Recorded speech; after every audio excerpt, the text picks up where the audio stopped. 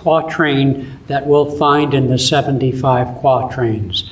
I say deepest, not so much philosophically or energetically or vibrationally, because it's the clearest reference to the inner kingdom of the astral body, which is to say the subject matter of the path of yoga. This is the clearest cross-reference to the yogic experience that we find in the Rubayiat. Now, of course, the Rubayiat is anything but clear to the logical mind. It's not like the Bhagavad Gita in that respect for us. But this is really one of my favorite quatrains, and not out of sentimentality as other quatrains, but out of its resonance with the path of yoga. I'm going to read it as I do, and then Kriyananda, Swami Kriyananda, the editor of Yogananda's commentaries on the Rubayiat, will sing it, and then I'll have him do the short paraphrase. But in the book, this stanza 31 goes on for many pages, including Swami Kriyananda adding a great deal of information about the chakras. So let me begin then by reading. Up from earth's center, through the seventh gate, I rose, and on the throne of Saturn sate, and many knots unraveled by the road, but not the knot of human death and fate. Stanza 31.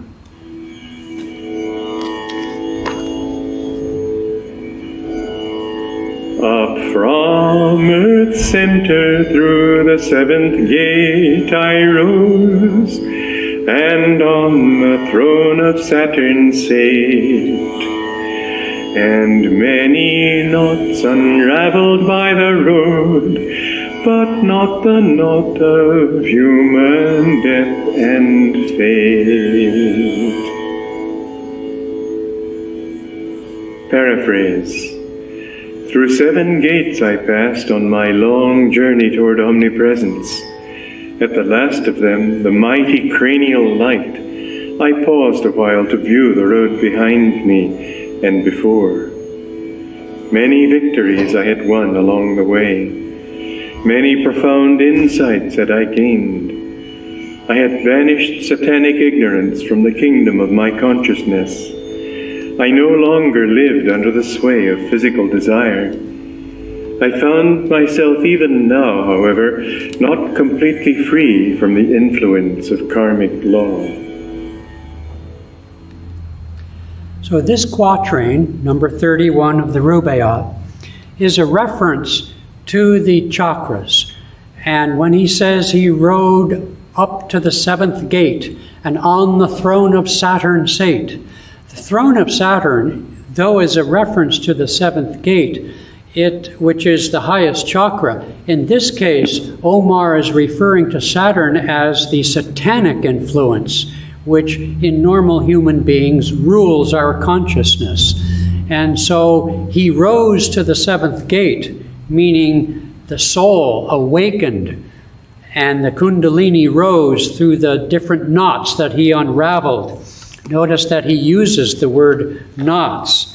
And so, where is it? And many knots unraveled by the road. The road is the river of life in the spine, the spinal highway to the infinite, but not the knot of human death and fate. What he's referring to there, Swami Kriyananda explains further on, is that he got to a certain point in his awakening, but at this particular point, he had not yet entered cosmic consciousness entirely, meaning there lay before him the doorway beyond all 3 bodies, physical, astral, and causal.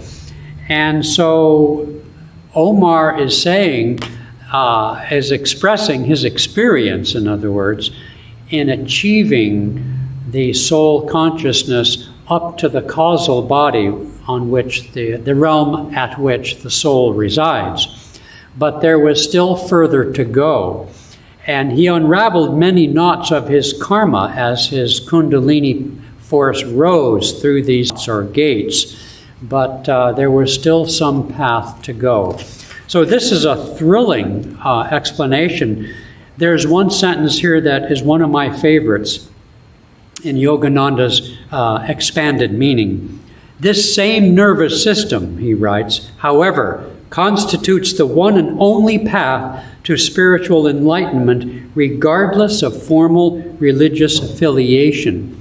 You see, he describes that, Yogananda describes, that as our energy withdraws from the periphery of the body, from the senses, from the organs and tissues, into the astral body through the doorways of the chakras, then we experience the power of those five senses on their astral or prototypical level.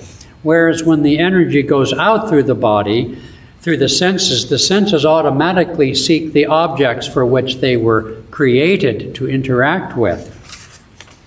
The nerves are channels through which the life force enables the mind and body to interact with the world around us. Sense stimulation from within impels one to seek fulfillment in the sense pleasures which are the objects of the nerves going out and the organs. But the stimulation of the nerves at their inner source awakens the desire for self-realization.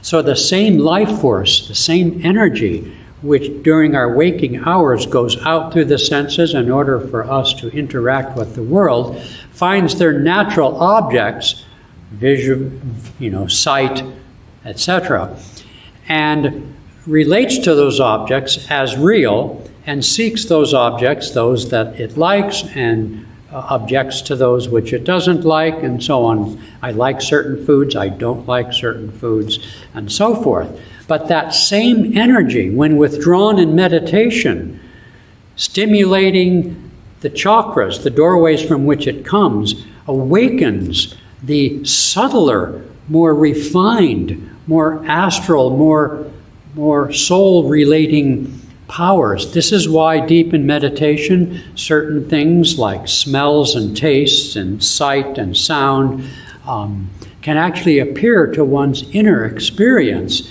because these powers reside on the astral level. They are not an object for meditation in and of themselves, however, but they do help us as channel markers, if you will, as the river flows to its source. So this is a thrilling, one of the most thrilling Rubayiat for me. You'll have to get the book. It's worth reading the expanded meaning and the editorial edition for Quatrain 31. It's worth reading it for the whole book. Okay, great souls, dear friends.